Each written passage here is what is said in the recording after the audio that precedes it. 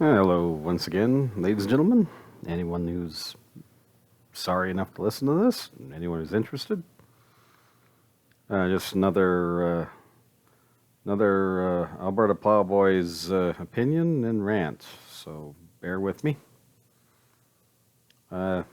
What's rolling through my head now is something that's been bothering me for quite some time. Well, not really bothering, but it's a question that I wanted to ask. And who knows, maybe I'll get an answer to. And that is the question of honor and social contracts. A lot of people nowadays have no use for an honor system. And they have no use for an honor system because it's frankly not that useful for them. Nowadays, we have police and we have a civil defense force of one form or another, depending on where you live. Whether they be RCMP, provincial police, city police, United States, they got state troopers and sheriffs, and city police as well, and as well as military forces and things like that. So therefore, defending your honor, whether it be personal or family, isn't really something that's practiced a whole lot anymore. Another aspect on that is what's considered socially acceptable has changed over the various centuries that several honor systems have been employed. What you see on TV and read in magazines and walk around and see on the street are a lot different than back then in terms of what was considered socially acceptable or not. And I'm not going to open up the can of worms on feminism and stuff like that. I have my own feelings on that, and that'll be a tangent that'll basically eat up the rest of this little video. But suffice it to say, that's not what this is about. It's about honor code, and the social contract. And the reason why I call it a social contract is because an honored system kind of is. The only thing that's different about it is that depending on what you perceive as an honor system will depend upon whether you perceive it as a social contract or not. In my family's case, for instance, we have what's known as a codex of honor. This codex is beaten into our heads when we are younger. I mean, literally 6 to 8 years old. As soon as we are old enough to read, it's beaten into our heads on what this is. And that's because our family has a bit of a reputation in the area that we live in. As a result, there are expectations in regards to how you are supposed to act in accordance to what the Codex of Honor states. Now, it was written a very long time ago. I don't exactly know when, but suffice it to say, there's a good bet we were carrying around swords and the basically Shakespearean style English would have been, or Victorian based English would have been basically what we were speaking if we weren't speaking Gaelic, because a lot of my family comes from Scotland and Ireland. But the Codex of Honor that my particular family follows under our motto and under our oath as a result. And like I said, it has to be taken into modern parlances because a lot of what it demands you can't do anymore. Perfect example of this is if someone were to lie to me personally or be false in their dealings with me and in dealings with my family, according to the codex, I would be honor bound to kill them and their family. And you can't do that anymore. You couldn't, yeah, I mean, not unless I plan on going to jail for a very long time. So as a result, you have to make changes. There has to be a socially acceptable way to maintain your honor code. And although there are some lines that simply cannot be drawn, some exceptions that cannot be made, but for the most part, when it comes to how we react, that has to change because of the situation that we're in. and the society that we're in. I mean, like I said, I can't just go around whacking people just because they lied to me or did a bad business dealing. I just can't do that. I can choose never to do business with them again, and that's normally what I choose to do. But I simply can't go around doing anything, martial towards them.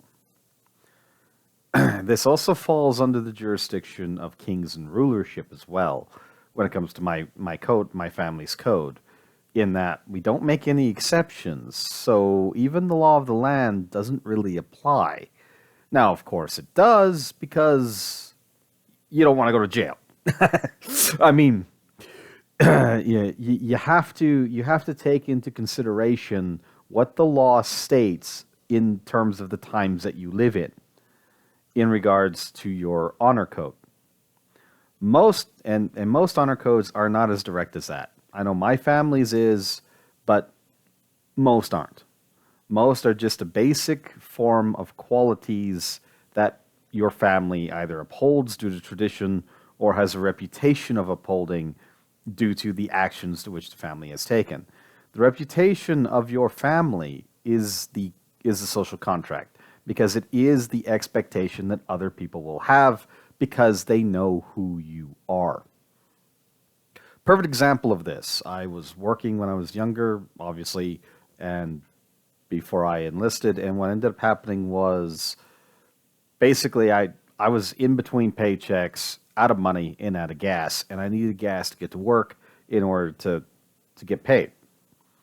So I rolled into the gas station and I asked the owner there if I could use the phone to call my parents so that they could come and help me, and I would get a loan from them to buy me the 3 days I needed before I got paid. And when she found out why I wanted to call them, she said, "Don't worry about it. Just fill your tank up and you'll pay me when you get you paid." If I was anybody else, the owner of that gas station wouldn't have done that. They would have probably let me use the phone, and although it would have took longer to get the gas in the tank, it would have happened, or it wouldn't have, and I would have been forced to walk home, which, considering where the gas station was, is several kilometers away. But she knew that because of who I was and who my family was, she knew I was good for it.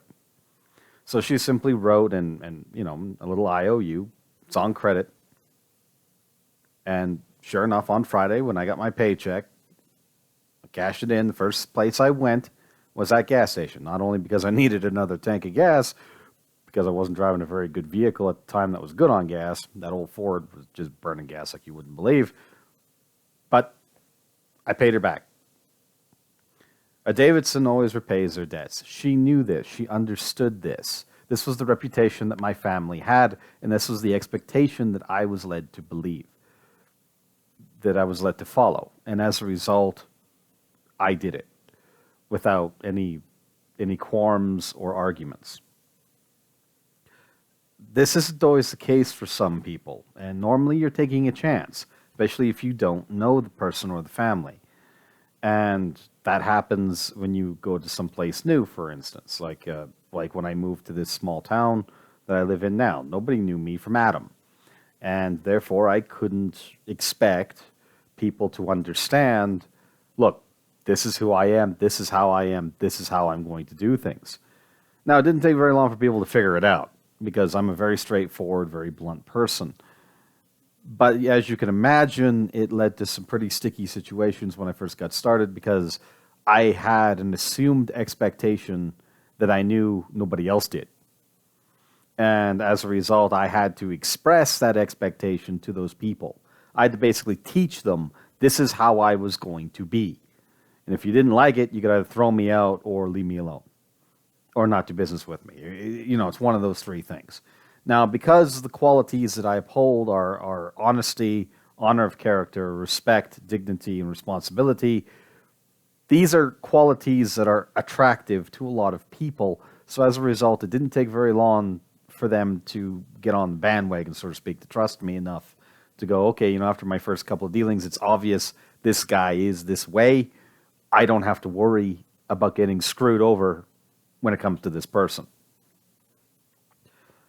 And nowadays, that just doesn't happen anymore. A code of honor is also an oath to which you uphold yourself. It's something you must personally dedicate yourself to for pretty much your entire life. It's not something that's easily done, nor should it be something that is easily accepted. You could claim I was brainwashed if you want, but at the end of the day, I didn't have to follow my family's code of ethics. I just chose to because I didn't see any reason not to. Not to mention, what they were telling me to do wasn't that big of a concept, especially for someone who follows Christian values or any other Abrahamic, Judaic past religion. You know, being honest, being honorable in your dealings, being respectful, show the dignity to your elders and to people who basically deserve it.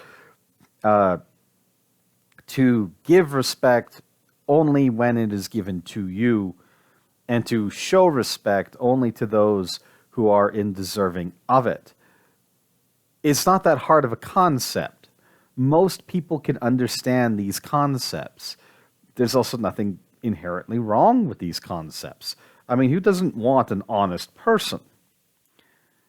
But nowadays, that's not something that's being actively taught by anyone other than religious groups. And I don't understand why. When the moral aptitude of your society changes to the social contract of not promiscuity, but a little more into the open air market, what tends to happen is hedonism supersedes other elements. Now, this doesn't happen right away. In fact, it could happen over generations, but it inevitably happens. Now, hedonism in and of itself really isn't that bad of a thing. It's the chaos it brings that is the problem. Now, you don't need order in order to have chaos, and you don't need chaos to have order. But it helps to keep them in balance. It's like alcoholism. It's like all bad habits, right? You either get addicted and you fall down the rabbit hole, and you end up drinking yourself into an early grave, or smoking yourself into an early grave, or you find a way to make it work for your lifestyle, and then it turns into, this is a part of you, but it doesn't control you. And the thing about hedonism is that as long as it's a part of you that doesn't control you, it's normally not only socially acceptable, but socially ignored. No one really cares what people do in the privacy of their own bedrooms, with the exception of Puritan Quakers. Or, I mean, Puritans, basically. People who like to get their noses out of joint over every little thing. And we see them all the time, both online and on TV. And it doesn't seem to matter what generation, there's always a group of these people. I got no idea where they come from, but at the end of the day, they really don't need to exist. A moral code is all anyone ever really needs.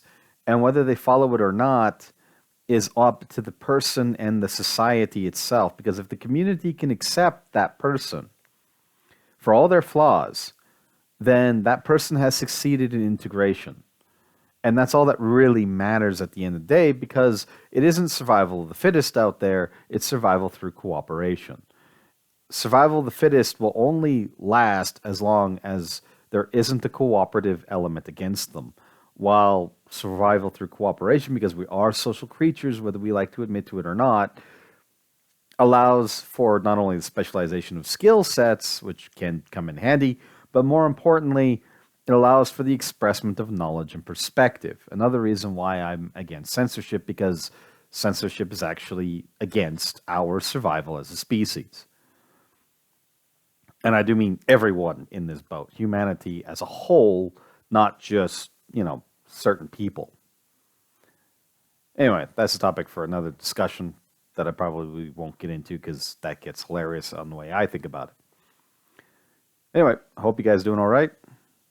And I hope I explained myself in my little rant. If not, sorry for the video quality too. Sometimes it doesn't really work out all that well. Anyway, have a good one. See you next time.